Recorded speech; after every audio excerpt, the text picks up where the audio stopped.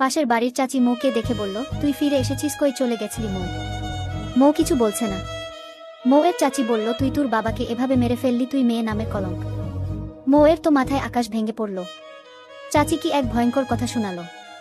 মৌ চিৎকার করে ডাকলো আব্বু বলে, আর কান্না করতে লাগলো আর বলল, আমার জন্য আমার বাবা মারা গেল, আমি এমন কলঙ্কিনী নিজের বাবাকে মেরে ফেললাম, আমি কাকে আব্বু বলে ডাকবো? চাচি হঠাৎ খেয়াল করলো মৌ কথা বলতে পারছে। মৌয়ের ভাই ভাবি মৌকে অনেক কথা শোনালো। মৌ নিজের জীবনকে ঘৃণা করতে শুরু করলো, অসহায় হয়ে বসে আছে, বাবাকে দেখতে পেল না শেষবারের মতো। ছোটকালে মাকে হারাইছে, এখন আবার বাবাকে হারালো নিজের দোষে। জিহাদ জানতেই ও পারল না মৌ জিহাদের মিথ্যা ভালোবাসার মায়ে পরে জীবন থেকে কত মূল্যবান সম্পদ হারিয়েছে। মৌ কথা বলতে পারে কিন্তু তার জীবন থেকে কথা হারিয়ে গেছে, সবসময় চুপ করে থাকে, কারো সাথে ভালো করে কথা বলে না, ঘর থেকে বের হয় না সারাদিন। মৌ জিহাদের আইডির পুরনো ছবি আর মেসেজগুলো পরে সারারাত জীবনের হিসাব মেলানোর চেষ্টা করে, কিন্তু কিছুতেই মিলাতে পারে না। ইদানিং মৌয়ের ভাবি মৌয়ের সাথে অনেক খারাপ ব্যবহার করে, মৌকে দেখতেই পারে না, সবসময় কটু কথা শোনায়। মৌয়ের এখন ভাইয়ের ঘরে কাজ করে খেতে হয়। এভাবে অনেক দিন মাস চলে গেল। সারাদিন ভাইয়ের সংসারে কাজ করে রাতে মৌ জিহাদের আইডি দিকে তাকিয়ে থাকে, যদি জিহাদ তার ভুল বুঝতে পেরে ব্লক খুলে। এই আশায় প্রত্যেক রাতে চেয়ে থাকে। মৌয়ের পড়াশোনাও বন্ধ হয়ে গেছে, এখন শুধু ভাইয়ের সংসারের একজন কাজের মেয়ে ছাড়া অন্য কিছু না। নিজের জীবনকে মেনে নিল মৌ। জিহাদ জানলো না তার বিরহে মৌ কতটা কষ্ট পেল। একটা অসহায় মেয়ে সুন্দর জীবন নষ্ট করে সুখেই আছে জিহাদ। মৌয়ের বিয়ে ঘটকে নিয়ে আসে, কিন্তু যৌতুক দেওয়া লাগবে। এজন্য মৌয়ের ভাবি বিয়ে ভেঙে দেয়। তাছাড়া মৌ ও জিহাদের আশায় আছে, কারণ এখন তো কথা বলতে পারে, হয়তো জিহাদ এখন বিয়ে করবে। অনেকভাবে চেষ্টা করে জিহাদের সাথে যোগাযোগ করার জন্য।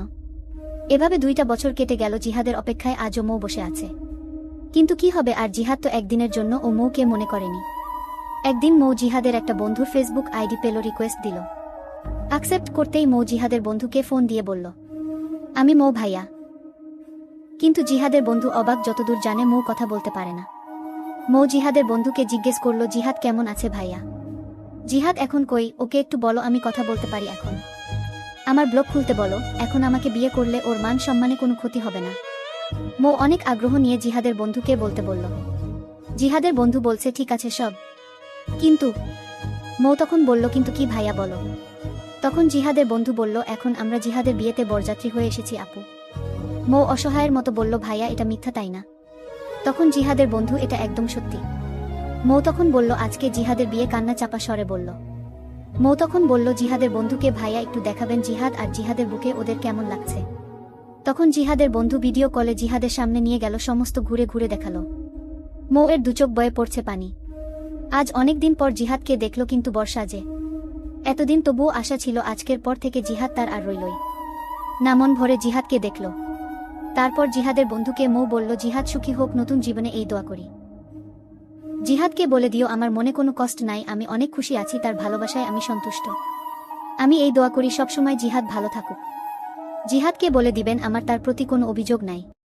আর চোখ দিয়ে পানি বয়ে পড়ছে। জিহাদের বন্ধু বলল, আপু কষ্ট পাইয়েন না, আপনার ভাগ্য ছিল না হয়তো। মৌ ফোন কেটে দিল।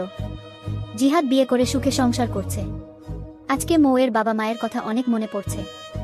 বাবা মায়ের কাছে অভিযোগ দিচ্ছে, কেন একলা করে তারা ওপারে চলে গেল। অসহায়ের মতো একলা ঘরে বসে থেকে বাবা মায়ের কথা মনে করছো। এভাবে সারা রাত কেটে গেল। ভোর রাতে মৌয়ের শরীরে প্রচণ্ড রকম জ্বর আসলো। জ্বরের ঘুরে মৌ ভুল বকতে লাগলো। মৌয়ের ভাবি ঘরে গিয়ে দেখে মৌ শুয়ে আছে। গায়ে হাত দিতেই দেখে মৌয়ের গায়ে অনেক জ্বর এসেছে। মৌয়ের ভাবি তাড়াতাড়ি তার ভাইকে গিয়ে বলল। মৌয়ের ভাই বোনের কাছে গিয়ে বোনের মুখের দিকে তাকালো, অবাক হয়ে চেয়ে রইল। তার এত সুন্দর বোন এরকম চোখে মুখে কালো ছাপ হয়ে গেছে। কারণ মৌয়ের বাবা মারা যাওয়ার পর থেকে মৌয়ের ভাবির বুদ্ধি শুনে মৌকে অবহেলা করত। মৌয়ের দিকে মাসেও একবার তাকাতাম না। আজকে মৌয়ের দিকে তাকিয়ে আছে। মৌ চোখ বুজে বাবা মাকে ডাকছে, ভুল বকছে। মৌয়ের দিকে মৌয়ের ভাই তাকিয়ে আছে, যেন মৌয়ের চেহারা তাকে কিছু বলতে চায়। হয়তো মৌ তার ভাইয়ের কাছে কিছু অভিযোগ ছিল। মৌয়ের ভাই ডাক্তারকে ফোন দিল, চিকিৎসা করে গেল ডাক্তার। সারাদিন অন্তর সন্ধ্যায় অনেক জ্বর আসলো। জীবন যুদ্ধ আর ভালোবাসার কাছে হার মেনে বাবা মায়ের কাছে চলে গেল। আর মৌ তার জীবন যুদ্ধের ইতি টানল। জীবন যুদ্ধে এক আকাশ পরিমাণ অভিমান অভিযোগ নিয়ে পৃথিবী থেকে বিদায় নিল। মৌয়ের ভাই আর জিহাদ জানতেও পারল না কতটা কষ্ট নিয়ে চলে গেল পৃথিবী ছেড়ে। এই গল্প এই মর্মে সমাপ্ত। পরের গল্প নিয়ে শীঘ্রই আসব। সবাই সুস্থ থাকবেন, নিজের খেয়াল রাখবেন। আল্লাহ হাফেজ।